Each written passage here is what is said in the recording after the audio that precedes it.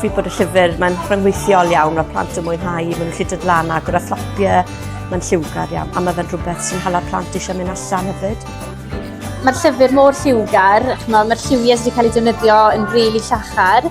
Mae ddigon i wneud yn y llyfr, mae'r plant yn medru codi'r flaps, ni'n gallu cyfri, ni'n gallu adnabod lliwiau.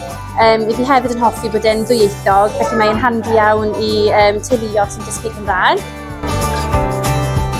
Ar ôl darllen y stori, fi'n credu bydden ni'n mynd mas ar plant, bydden ni'n cael sheeten gyda'r holl anifeiliaid ar y papur. Yna fydde plant yn gallu mynd mas a chwilio amdano nhw.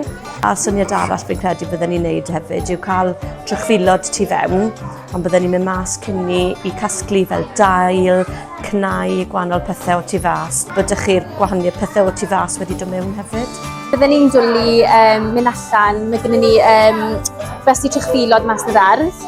Felly bydden ni bendant mynd mas ar plant i chwilio am y cymeriadau yma. A hefyd bydden ni'n gwneud stori actif gyda nhw a cael y plant i symud fel y cymeriadau, fel symud fel Malwoden, symud fel Mwydyn ac yn y blaen.